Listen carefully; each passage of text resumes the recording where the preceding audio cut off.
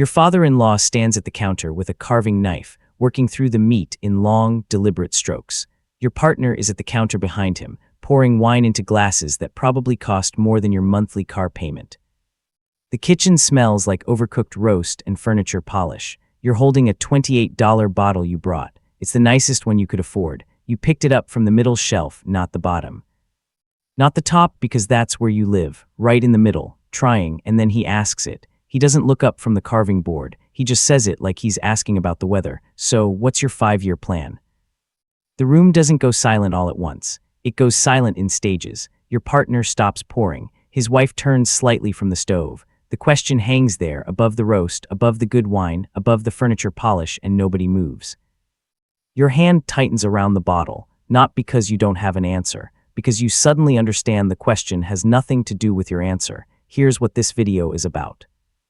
That exact question, word for word, gets asked at every level of wealth. And depending on where you are on the income ladder when he asks it, it means something completely different. It feels completely different.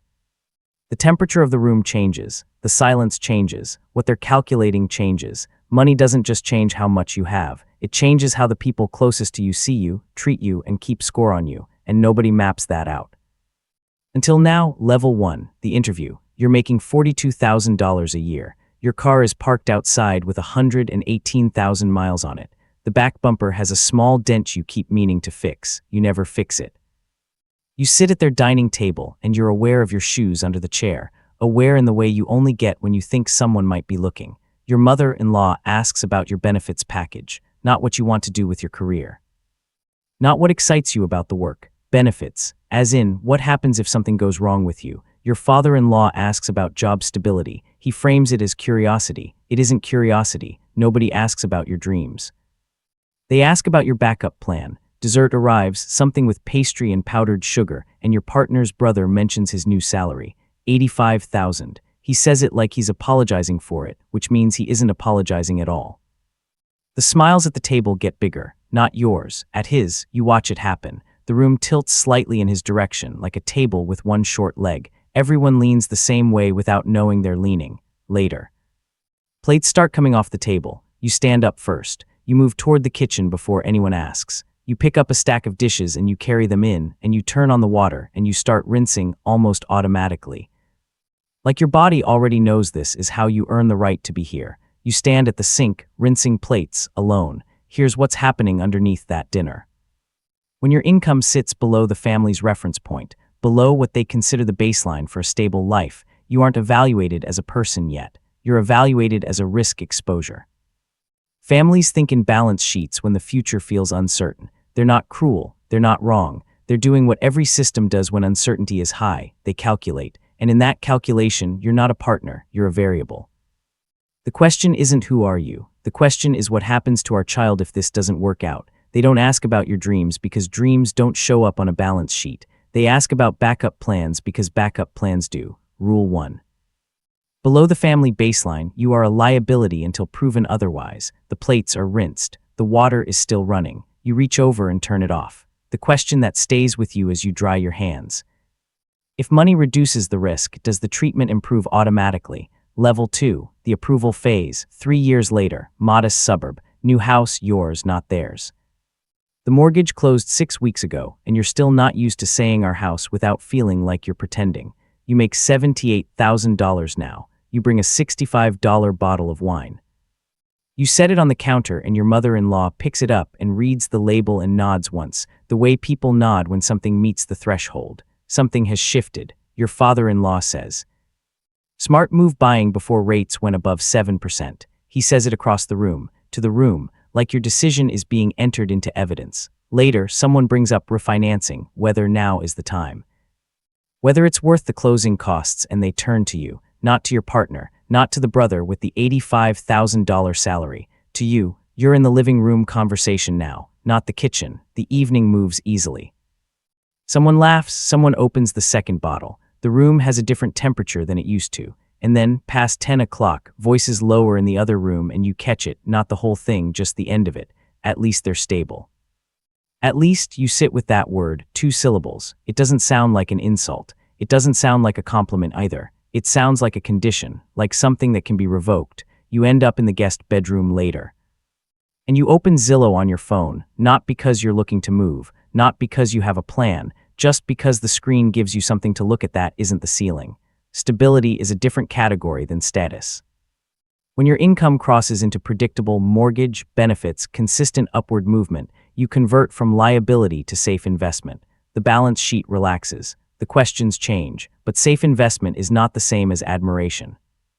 Approval at this level is conditional. It's attached to income continuity, not to identity. They approve of your circumstances. They approve of your trajectory. They haven't approved of you yet. The difference is this.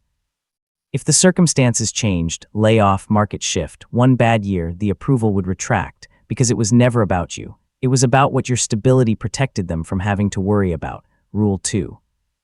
Stability earns access, not admiration. Scoreboard, level 2, respect 5 out of 10, warmth 6 out of 10, power 3 out of 10, warmth is up, respect is climbing.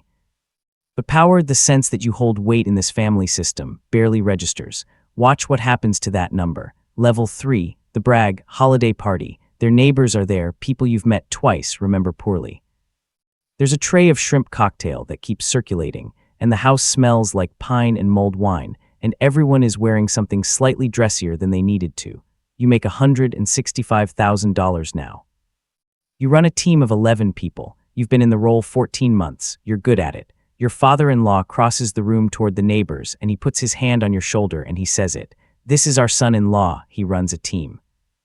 Then 30 seconds later to someone else, you know he runs a team over there. The title, twice, and his laughs at your jokes, the ones you've been making at this table for 6 years, are louder now, longer. He holds the punchlines the way you hold a door open for someone important. You notice this. You notice yourself noticing. Later, the neighbors drift away, and it's just the two of you near the fireplace, and unprompted, no setup. No context, he mentions the offer. The one he turned down in his 40s, $200,000. He says he walked away because of principle, or timing. The story shifts slightly each time he tells it. The amount is always the same. The reason always a little different. He doesn't ask you for advice anymore. You notice that too. When your income crosses the family authority line, the number that used to belong only to the generation above you, the system doesn't just update your score. It destabilizes the whole scoreboard. This is the part nobody tells you. People don't resent your money. They resent what your money does to the invisible ranking system that everyone in the room agreed to follow without ever discussing it. Your father-in-law isn't threatened by $165,000. He's threatened by what $165,000 means about where he now sits relative to you, a person who, not long ago, was rinsing plates in his kitchen to earn his keep. The $200,000 story isn't a memory. It's a maintenance operation. Scoreboard, level 3, respect 8 out of 10, warmth 5 out of 10, power 6 out of 10, respect is climbing, warmth just dropped. You assume the line went up together. It doesn't. The open loop this creates is uncomfortable, and it's supposed to be. If more money raises respect but lowers warmth, what happens at the top of the ladder? You're about to find out. Level 4, the check, upscale restaurant. The kind with cloth napkins folded into triangles and a menu that uses the word artisanal without irony. Your idea, your suggestion, you wanted to do something nice. The meal is good. The conversation is good. Your father-in-law orders the steak. Your mother-in-law gets the sea bass. There's a bottle of Barolo that runs $90 and you say go ahead, get it when they hesitate. The bill arrives, $312. You reach for it, not aggressively, not performatively. You just pick it up the way you'd pick up anything that was yours to handle. Your father-in-law reaches too, half a second late, not quite fast enough, and his hand stops. He pulls it back. Silence, not the comfortable kind.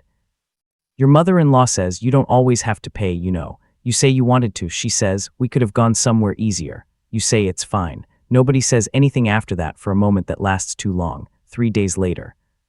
Your phone buzzes, a Venmo request from your father-in-law, $40, his portion of the tip, calculated out separately. You look at the notification. You don't accept it. You don't decline it either. You just set the phone face down on the counter. Money at the dinner table doesn't just pay for food. It reorders position. When you pick up a $312 check, when you absorb it without flinching. When you're the one who makes the decision about where the table goes, you've stopped being a member of the gathering and started being its underwriter. And underwriters don't belong. They preside. The discomfort your mother-in-law expressed wasn't ingratitude, it was accurate perception. She felt the shift happening in real time and named it the only polite way she knew how. You don't always have to pay. What she meant, when you pay. Something changes and I don't know how to sit inside that change comfortably. The Venmo request was the correction, a way to put the balance back where it was, a way to say, we are still peers, this was still a shared meal. You not responding is its own answer. Rule 3. The moment you pay for the table, you sit at a different one.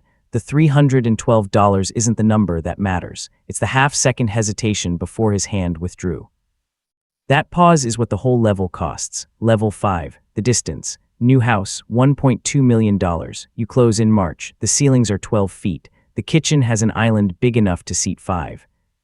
The backyard gets afternoon light all the way until 7 in summer. You've worked for this. Your in-laws come to visit in the fall. They drive up on a Saturday, and you give them the tour. You show them the kitchen, the living room. The guest room you've already made up for them with fresh towels folded at the foot of the bed. They complement everything. The kitchen is beautiful. The light is wonderful. The neighborhood is so quiet. They don't sit comfortably. You notice it in the way they hold themselves, slightly upright, the way you sit in a hotel lobby or someone else's office. Your mother-in-law puts her purse on her lap instead of setting it down.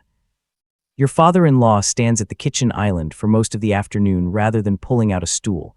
Conversation stays on the surface. Nobody brings up money. You ask about their retirement timeline, casually, genuinely. Because you've been thinking about it, because you know the numbers and you know what you could do to help, and your mother-in-law changes the subject so smoothly it takes you 3 seconds to realize she's done it. They leave before dinner. They say they want to beat traffic. You walk them to the car. Your father-in-law shakes your hand, not a hug, a handshake, and you stand in the driveway and watch the car back out. You walk back inside. The front door closes. The sound of it travels through the whole house. There's a curve nobody draws for you when you're building toward wealth. At the bottom, warmth is conditional, measured, and cautious, given in portions. As income rises, warmth increases, you earn your way into the room, into the conversation, into the kind of ease that feels like family. It peaks somewhere around parity, around the point where you and the people you've married into are close enough in financial position that nobody has to perform comfort. And then, past that peak, it drops, not because of cruelty, not because of bad intention, because extreme financial divergence doesn't elevate your family status, it creates class separation. At $1.2 million, you are no longer competing with the brother who made $85,000. You're not being compared to the $200,000 offer that was turned down. You're not being evaluated at all. You've been socially relocated. You're in a different category now, and categories don't have the same warmth as membership. The wealth warmth curve. Warmth peaks at parity, not at superiority. Your house gets afternoon light all the way until 7 in summer. Nobody is here to see it. Ending, you're back at the same table, same roast. Same furniture polish in the air. Your partner is pouring wine somewhere behind you. He asks it again, so, what's next for you? Your hand is loose around the glass this time, not because the question is friendlier. Not because you have a better answer, because you finally understand what the question is actually measuring. It's not measuring your plan. It was never measuring your plan. It's measuring where you sit in the hierarchy, and whether that position is moving toward him, level with him, or past him in a direction he can't follow. Every version of that question, at 42,000, at 78,000, at 165,000, at the $312 dinner in the 12-foot ceiling house, was the same question underneath. Not what are you doing with your life? What does what you're doing with your life mean for where I stand? Money doesn't just change how your in-laws treat you. It reveals which version of belonging your wealth can no longer buy. Here's the thing to sit with after this video. Think of the last moment when money changed the temperature in a room for you. A dinner, a question, a hesitation before a check was picked up, a house tour where nobody sat down. Ask yourself honestly, were you gaining status in that moment? Or were you losing proximity? Those are not the same thing. Most people spend a decade thinking they are. Like the video so that your friends can see it too. If you want to keep enjoying videos like this, please subscribe to this channel. Thank you very much for watching.